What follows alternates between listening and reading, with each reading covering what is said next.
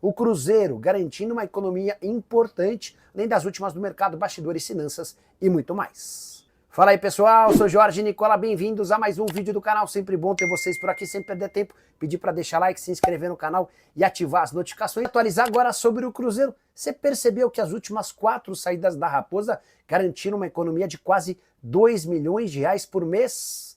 Deixaram o Cruzeiro nas últimas semanas Alexandre Matos, Marlon, Dudu e Dineno.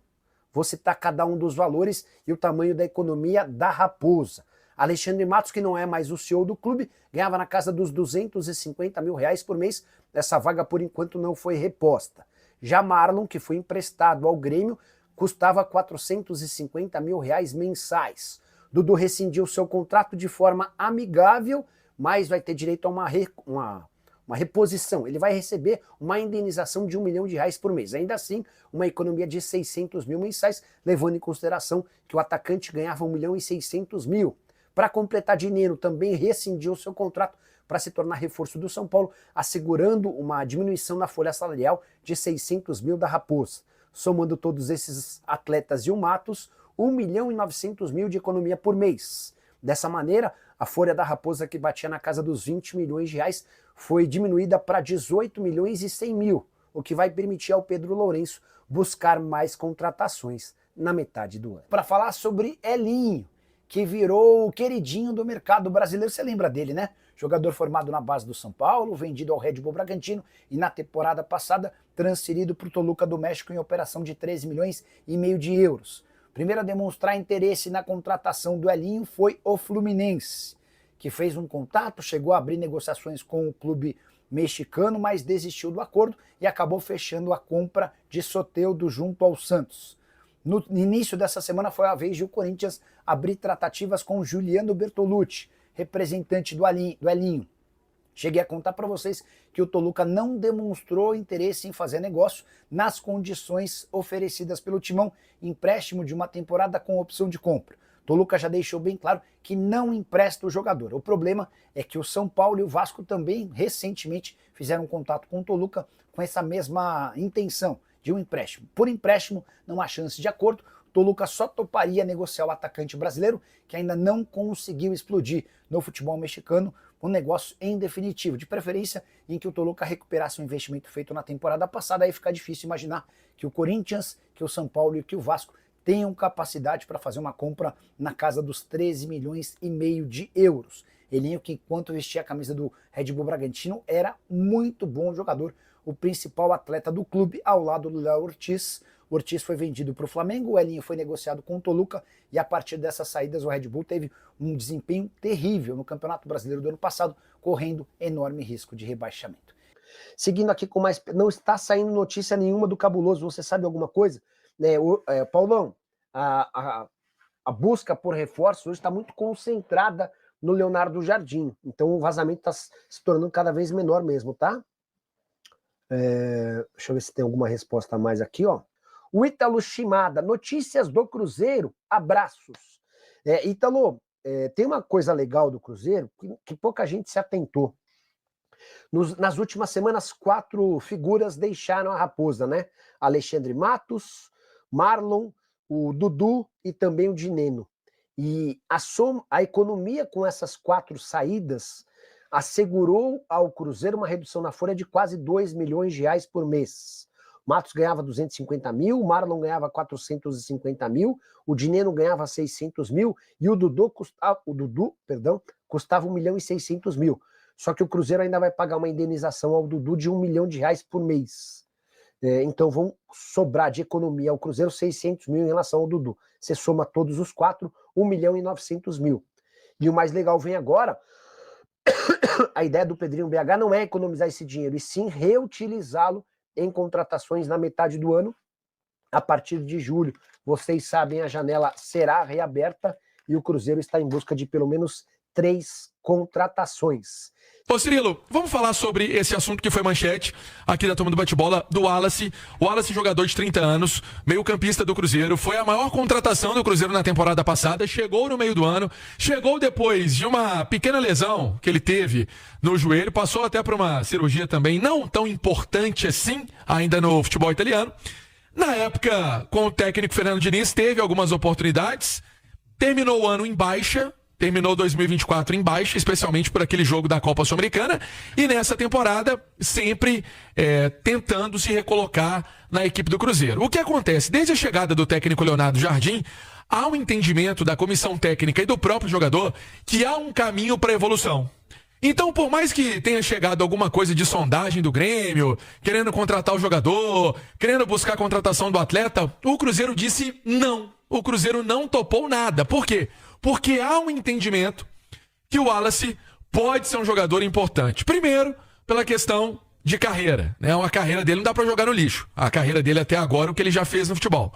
E o Cruzeiro acredita que pode sim recuperar o atleta para que ele tenha bons jogos com a camisa do time celeste. Jogador de meio campo toma cartão, jogador de meio campo fica de fora de confrontos, então é importante ter um atleta com essa experiência para onde o Cruzeiro quer atuar. Eu falava, Cirilo, semana passada, dessa maratona do Cruzeiro de jogos. O Cruzeiro tem muitas partidas no mês de julho, Campeonato Brasileiro, Copa do Brasil. Se você for contabilizar esses jogos todos, 1, 2, 3, 4, 5... 6 jogos, estou colocando os oficiais, né, sem os amistosos. Então, é importante ter elenco e pelo que foi investido, o Cruzeiro sabe que é difícil chegar a uma proposta desse valor. Então, é importante ter o atleta no grupo, blindar o jogador, dar o maior estímulo que ele puder em treino, também na parte psicológica, mostrar confiança no atleta para que ele possa render dentro de campo. Essa é a ideia. Ah, mas o empréstimo pagando salário, esquece.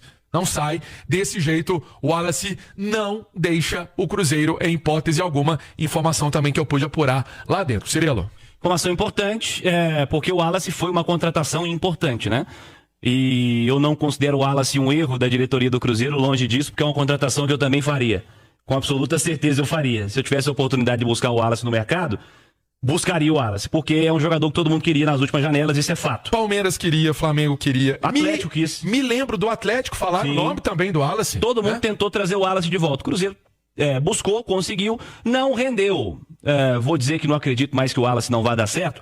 Não vou dizer isso, porque a carreira dele até recentemente mostrou um bom desempenho. Tomara que seja o cara que consiga dar a volta por cima aí nesse segundo semestre.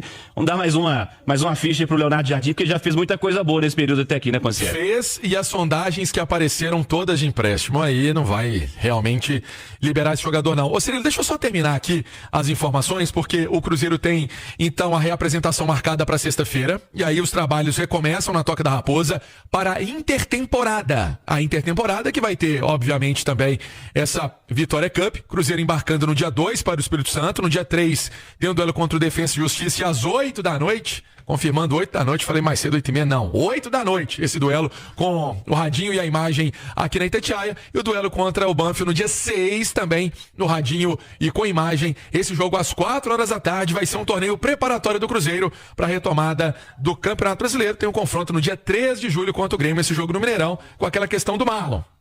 Cirilo, a verdade é essa, mais de R$1 milhão que o Grêmio teria que pagar para o Marlon jogar.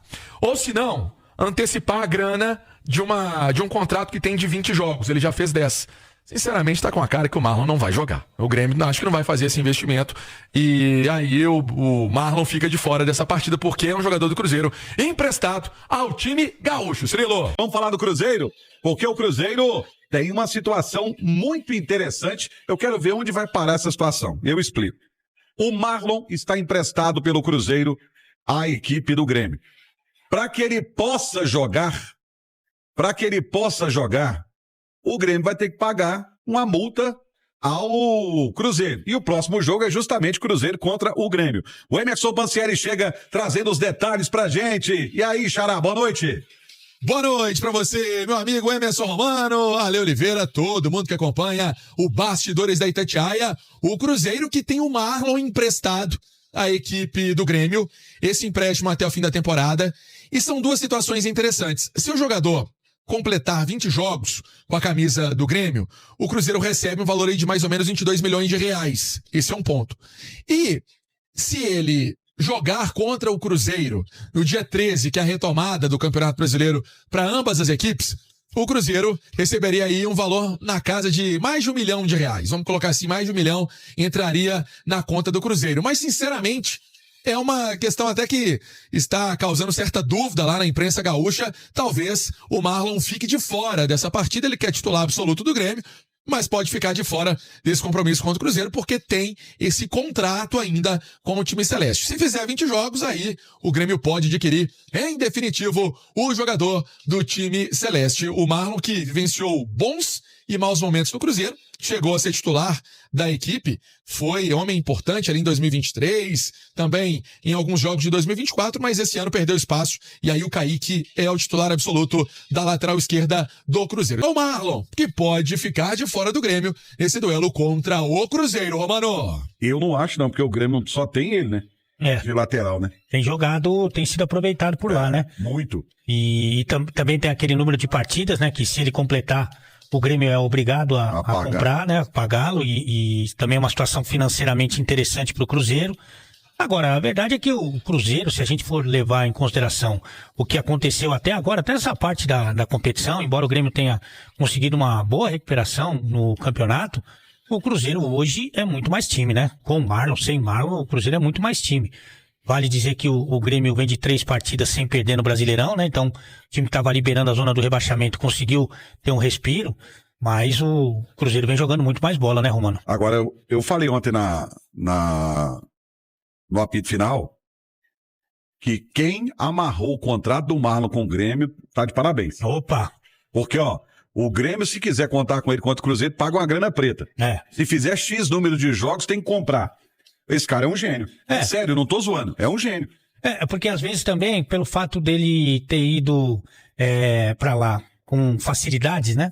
Aí você compensa em outras situações, e, enfim, vai fazendo ali uma composição que fique mais ou menos bom para todo mundo. Fato é que pro Cruzeiro a tendência é que fique ótimo, né? Que fique maravilhoso. Mas aqui, ó, o cara foi cobra criada. Temos que admitir, esse contrato que foi traçado entre Cruzeiro e Grêmio com o jogador Marlon, né? O empréstimo do jogador ao Grêmio, com essas obrigações. O jogador chegando a um certo número de partidas, o Grêmio é obrigado a comprá-lo, e se jogar contra o Cruzeiro, o Grêmio também tem que pagar uma nota aí maneira ao Cruzeiro. Um dinheiro que pode chegar aí muito em boas opções, né? Sabemos que o Cruzeiro está com uma situação financeira muito boa agora, né? O Pedrinho BH tem colocado a casa em ordem, mas cada dinheiro chegando é muito bem-vindo. Como trouxe aí o jornalista Jorge Nicola também, sobre essa economia que o Cruzeiro terá aí de 2 milhões, né? Aproximadamente, e essa possibilidade de ganhar uma nota aí também com o Marlon lá no Grêmio. Deixa aí sua opinião nos comentários. Não esquece de deixar aquele like aí no canal para fortalecer a gente. Se inscrever também se você ainda não for inscrito. E, consequentemente, ativar o sininho de notificações para você não perder nenhum conteúdo aqui no canal Análise Cruzeiro. Trazendo sempre diariamente as informações do Cabuloso para você, torcedor do maior de Minas Gerais.